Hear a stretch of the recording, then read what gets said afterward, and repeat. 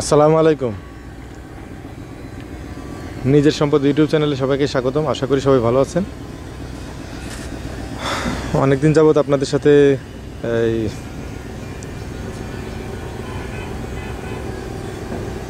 নতুন ভিডিও নিয়ে হাজির হওয়া হয় নাই। যাও মাঝে মাঝে আসছি, ছোট ছোট ভিডিও দিছি। আজকে কিছুটা পূর্ণাঙ্গ ভিডিও দেওয়ার চেষ্টা করব। তো যারা কাউন্দিয়া চেনেন তারা তো জানেনই, আর যারা চেনেন না তাদের জন্য সংক্ষেপে একটু বলে দিই। এই যে দেখতে পাচ্ছেন, এটা হচ্ছে মিরপুর বেড়িবাঁধ। এই মিরপুর বেড়িবাঁধের এই পূর্ব দিকটায় এই যে পিছনে যে বড় বড় গাছ দেখতে পাচ্ছেন, এটা হচ্ছে বাংলাদেশ চিড়িয়াখানা।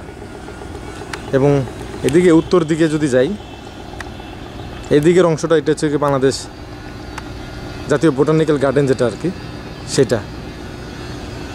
তো মিরপুর বেড়িবাঁধের পশ্চিম দিকে এই যে এই পুরো এলাকাটার নাম হচ্ছে কাউন্দিয়া। এখানে যত বিশাল বিস্তৃত এলাকা দেখতে পাচ্ছেন, এটা পুরোটাই কাউন্দিয়া।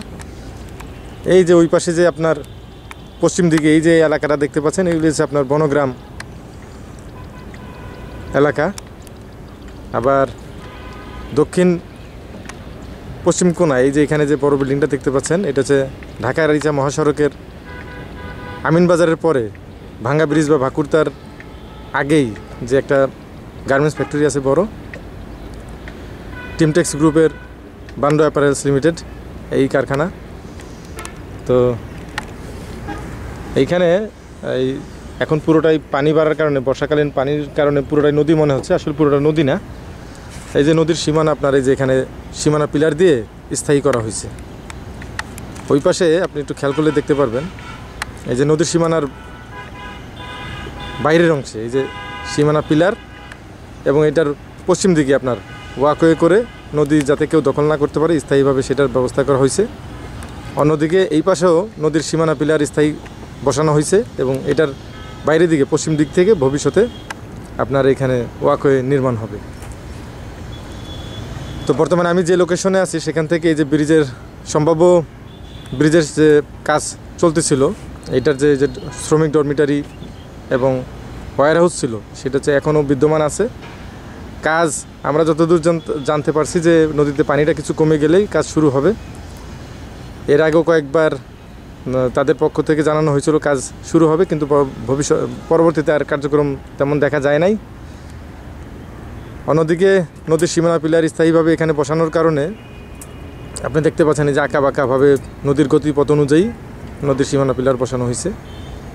তো এখানে আপনাদেরকে নদীর সীমানা পিলারের সাথেই এই যে নদীর সীমানা পিলারটা আছে, এবং আমি বর্তমানে যেখানে অবস্থান করছি সেখান থেকে সম্ভাব্য ব্রিজ দক্ষিণ দিকে, এখান থেকে মাত্র ধরুন 400 গজের মতো দক্ষিণ দিকে। আর আমি যেখানে আছি এই জায়গাটায় কিছু কিছু জায়গায় বালু ভরাট করা আছে, আর বাকি জায়গায় বালু ভরাট করা নাই। তবে এইখানে নদীর সীমানা পিলারের সাথেই যারা ভবিষ্যতে নদীর পাশে থাকতে পছন্দ করবেন বা নদীর কাছে থাকার, নদীর সাথেই থাকার ইচ্ছা আছে, তাদের জন্য এই প্লটটা আদর্শ। এখানে আপনারা চাইলে ভবিষ্যতে রিসোর্ট করার মতো একটা জায়গা নিতে পারেন 60-65%।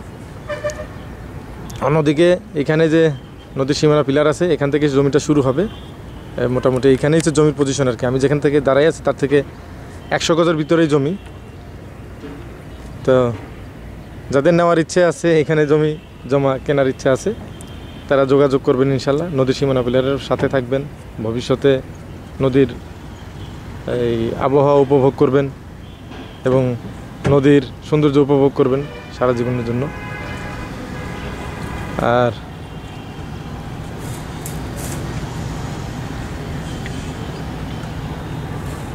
গত দুদিন আগে বাংলাদেশে একটি ভয়ঙ্কর দুর্ঘটনা ঘটে গেছে। শোক জানানোর ভাষা আসলে কারোরই জানা নেই। কোমলমতি শিশুগুলো, আমাদের সন্তানরা, আমাদের চোখের মণি, আমাদের